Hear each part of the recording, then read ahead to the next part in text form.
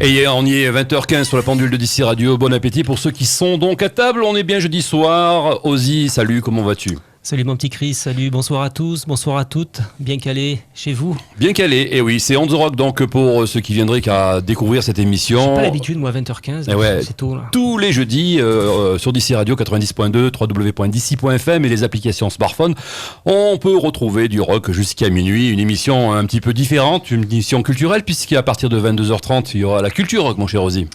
Culture rock ce soir, oui, on va parler des chanteurs.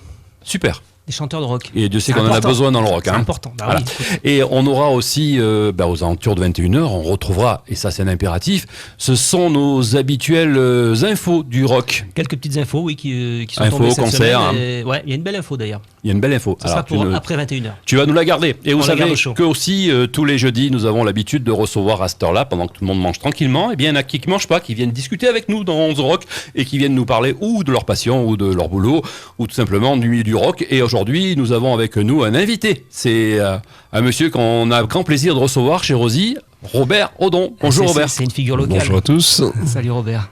Alors Robert, c'est particulier puisque, une ancienne très connue parce que c'est le Baladin à Gap.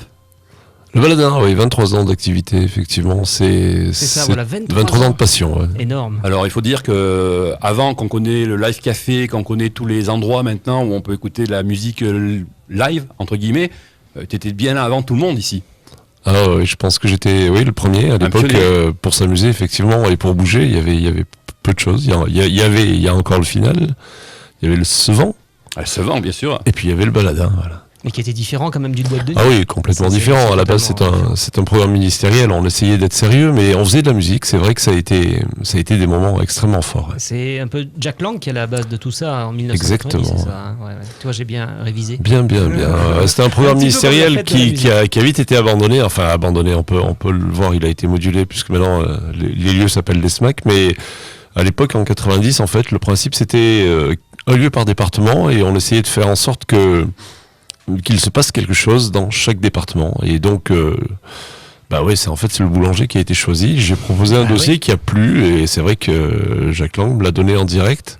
Ça a été très sympa et une sacrée expérience. Après, j'avais le temps, la place et l'envie de le faire, donc c'est vrai que... Et puis il y est toujours d'ailleurs. Et puis centre-ville, il faut oser quand même. Ah oui, mais ça correspond quand même à un état de fait sympa. Ouais. Il fallait que ce soit un lieu d'échange à la base. Centre-ville. On va en reparler parce que c'est vrai que... ça peut être en ruralité, ça se faisait aussi. Mais disons que pour Gap, ça a été, on dira, l'occasion de faire quelque chose en centre-ville. C'est vrai qu'il n'y avait absolument rien. Alors, à l'époque, il n'y avait rien. On sait la bagarre qu'à l'heure actuelle, au niveau, tu as cité notamment le Sevent qui était une discothèque dans Gap. Et quand ça s'est vendu, apparemment, au niveau de la mairie, on préférait que ça devienne n'importe quoi, mais surtout plus une discothèque pour plus avoir d'établissement de nuit en centre-ville. À l'heure actuelle, on fait fuir quelque part les établissements où il y a du bruit. Le Baladin n'a jamais eu de problème de bruit, à l'inverse d'une discothèque, à l'inverse des bars de nuit aux alentours de chez toi. On dirait qu'on est dans un statut un peu particulier, dans le sens où on avait décidé de ne mettre qu'une licence 2, et c'est vrai qu'on ne gère pas un lieu avec une licence 2 comme une licence 4. Donc on n'a jamais eu de problème extérieur. Ouais. C'est l'avantage.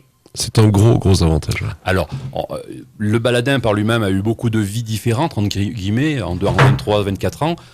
Savoir que d'une part, à la base départ, donc Jacques Lang, au fait, est-ce qu'il est venu te voir ? Non, jamais. En fait, le paradoxe veut que j'ai jamais été aidé à quelque niveau que ce soit par le ministère de la Culture, hormis la subvention de départ. J'ai été oublié carrément. C'est-à-dire que le lendemain de l'ouverture, j'existais déjà plus pour eux. Ils savent même plus que tu existes alors. En fait. Si, ils le savent. On a quand même quelques échanges avec quelques personnes, mais ce qui est paradoxal, c'est qu'ils ont été capables de verser une belle subvention. Bon, c'est vrai que sur la totalité des lieux qui ont été créés à l'époque, il y avait quand même il y avait de l'argent à l'époque, c'était en 90, il y avait encore un peu de sous dans les caisses, mais pas de suivi, rien du tout. Donc ça a été un truc assez fou. Et bon, ils ont eu la chance d'avoir quelqu'un d'assez responsable en face pour dire d'accord, j'investis, mais parce que c'était en parallèle, je veux dire, il fallait investir à titre personnel pour se permettre d'avoir la subvention et de vouloir faire durer l'histoire, parce que ça a été vraiment une aventure. J'imagine. Une grande vraie aventure, quoi. ouais. Parce que t'es tout seul à t'en occuper, en fait. Combien vous êtes Oui, enfin, le principe des lieux, en fait, c'était un porteur de projet et une association à l'intérieur. D'accord. Donc l'association, elle existe toujours, elle a changé de nom, puisque maintenant elle s'appelle Gap en Rire, mais le porteur de projet, ils l'ont sélectionné avec des critères qui étaient particulièrement bizarres à l'époque. C'est vrai que peut-être que j'avais une bonne tête, on dira ça. Sympathique, c'est bien. Écoute, ça fait marcher les choses.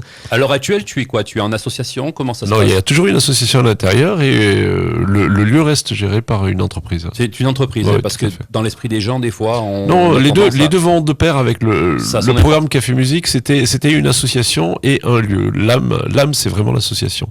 Les motivations, elles viennent que d'un groupe de gens, je veux dire. Après, on avait le lieu, donc il fallait arriver à le faire tourner, c'est évident. Mais le comptoir est pour moi. Sans vouloir d'avoir une question fâchante, mais est-ce que la mairie de Gap, par exemple, t'aide, subventionne? Non, absolument pas. Rien du tout. Absolument pas. Non, il y a.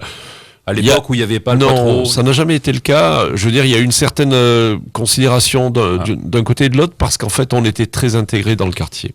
C'est important, si tu veux, Robert, parce que en fait, il y a dans l'esprit des gens, des fois, c'est une association, il y a des aides, etc. On est là aussi pour faire remettre un peu la vérité en place. C'est important. Donc, non, l'entreprise profitons. s'appelle à présent, on s'appelle le Gap Comedy Club. Donc voilà, il faut le savoir. Jamel ayant commencé ici, j'ai pris donc la liberté de lui demander l'autorisation, ce qui m'a donné bien volontiers de l'appeler ainsi. Donc ça s'appellera dorénavant le GCC, le Baladin. Bon, le Baladin disparaîtra petit à petit, c'est vrai, mais il y a toujours cet esprit. On a essayé de changer de nom. À une époque, on a essayé de l'appeler le théâtre de poche, et ça n'a jamais réussi. En fait, on a toujours appelé ça le Baladin depuis 23 ans. C'est le Baladin. Et le GCC, en fait, c'est juste pour avoir cette petite connotation pour les jeunes qui fassent réagir, quoi. Qui est un petit plus, quoi, peut-être. Oui, ça reste très relatif. Tu peux accueillir combien de personnes là-bas dedans on fait une centaine de personnes à peu près, oui, tranquille. Mais... D'accord. Alors, café-théâtre, discothèque, karaoké, c'est toujours d'actualité? Oui, ou tout à fait. C'est plus dans l'esprit du café-théâtre? Non, le café-théâtre reste le week-end, donc le vendredi et le samedi, suivant qui vient. C'est vrai qu'on a tendance à faire aussi le jeudi. Les comédiens viennent souvent de l'extérieur pour faire du ski ou passer un week-end sympa à la maison, ce qui fait qu'on arrive à les prendre 3 jours. Je pense aux jumeaux en particulier avec qui je viens de traiter une date le 20, 21 et 22 février prochain. Ils viendront faire du ski comme l'an passé et comme toutes les années depuis que je les connais. Donc c'est vrai qu'on se donne des occasions aussi avec les comédiens parisiens de faire un petit break mais venant à Gap, quoi. Tu leur fais découvrir un peu la région, en fait. Absolument. Voilà, c'est ça. Très, comme l'été, très on bon va à la mer, ils viennent à la montagne. Et exactement. C'est ils ont des belles surprises. C'est vrai qu'il y a des gens qui seraient prêts à s'installer à Gap si on n'était pas si enclavé, quoi. Et ouais, c'est clair. On rappelle pour nos auditeurs de On The Rock aujourd'hui sur DC Radio, Robert Redon présent avec nous dans l'invité du jour avec le Baladin notamment, donc café-théâtre, karaoké, discothèque et puis une grosse liste cette année, beaucoup de week-ends avec pas mal d'artistes qui passent. Ah, c'est tous les week-ends chez nous.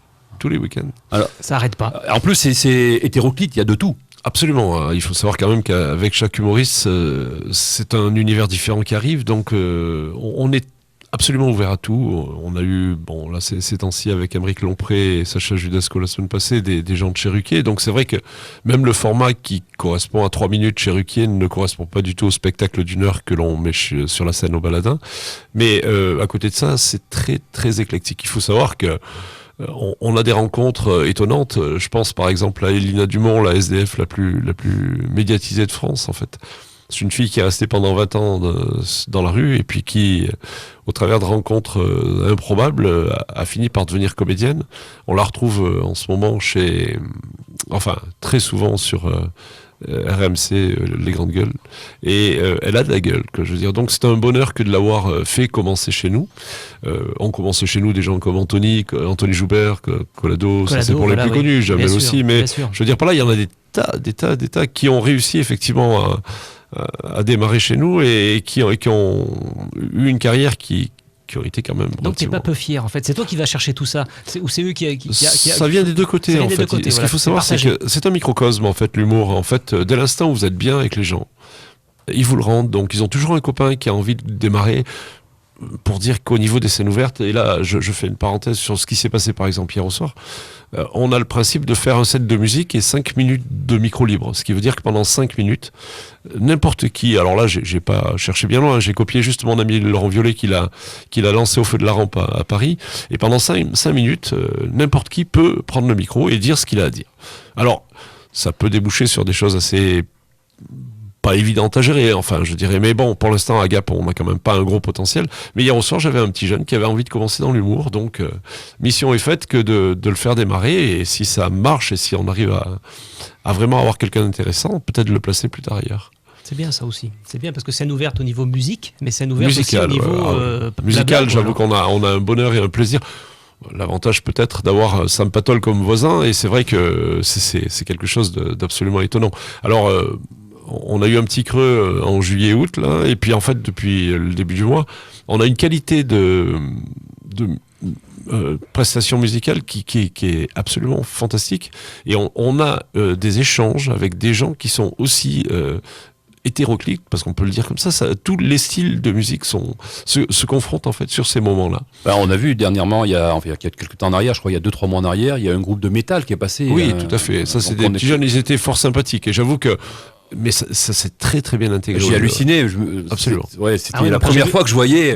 Déjà, bravo au Baladin, c'était la première. Bravo, parce Black que on a souvent ils étaient étonnants. Voilà, on a souvent des groupes de jeunes qui passent ici et qui se plaignent que malheureusement ils trouvent pas de salle.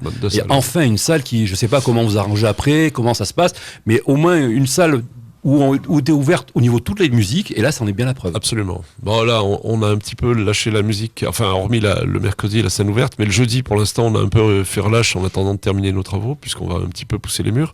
Mais le jeudi, dorénavant, il y aura effectivement des concerts aussi étonnants. On a le 14 novembre, les Bombasses, 2 filles, une Claire Hanson qui était aux Herbes Folles, qui m'a demandé la soirée, et c'est vrai que on a des fois des révélations, ouais, tout à fait. Alors, c'est vrai qu'aussi, il y a quelques années en arrière, je sais qu'il y avait une association qui bossait de temps en temps avec toi, où c'était plus un esprit discothèque en fin de compte. Est-ce que ça se fait toujours ? Ah, discothèque, on le fait encore. C'est le seul moyen pour nous de survivre, en fait. Ça, on n'a jamais eu de subvention de fonctionnement, alors qu'initialement, dans le programme ministériel, on devait toucher une subvention annuelle. On l'a jamais eu. En fait, on avait décidé de se battre sans cela. Après, il y a eu toute la reconnaissance de tous les institutionnels locaux qui nous ont quand même, pas aidés, mais quand même bien considéré, et on a dû quand même faire avec les petits moyens que l'on avait. Ouais. Tu dis que tu pousses un peu les murs, donc tu... Oui, on va... la boulangerie a fermé il y a 1 an, donc c'est vrai qu'on en fait un café. De plus. Oui, pour le moment, la boulangerie sert en fin de compte de vitrine, parce que chaque fois on passe, il y a des affiches. Tout à fait. Ah. Et bientôt, vous aurez un peu le look du point virgule à Paris. Ce sera rouge, puisque la façade était déjà rouge à la montée, mais elle fera 40 mètres. Et il y aura de quoi s'intéresser à la programmation, puisqu'on aura des tas de panneaux d'affichage avec des affiches de tous les comédiens des semaines avant, qui permettront aux gens d'anticiper sur les places. Mais l'anticipation est importante. Je pense qu'un de ces quatre, on débarquera, on se permettra de débarquer pour faire un reportage directement chez toi. Sur la scène ouverte, venez quand vous voulez. C'est vraiment des soirées étonnantes. Parce que c'est vrai que on fait ça en radio, mais on n'a pas malheureusement, de temps en temps, on peut se déplacer, et je pense qu'on se fera plaisir de se déplacer et faire un reportage pour faire vivre un petit peu comment se passe une soirée de scène ouverte au niveau du Baladin. Ce que je vous propose, on fait un petit break, on va aller faire un tour du côté de la musique. Oui, tu voulais dire quoi? Non, juste rappeler le numéro de téléphone si certains veulent poser des petites questions en direct à Robert. Donc 04 92 20 17 17. Voilà, c'est le standard. Elle est super, ma standardiste. Merci en tout cas. Ne bougez pas. Dans un instant, Hanzo Rock revient avec notre invité du jour, Robert Redon, donc le Baladin à Gap. Pour le moment, je vous propose, une histoire sur les Clash et puis un groupe du département des Hautes-Alpes, voilà, pour le plaisir musical.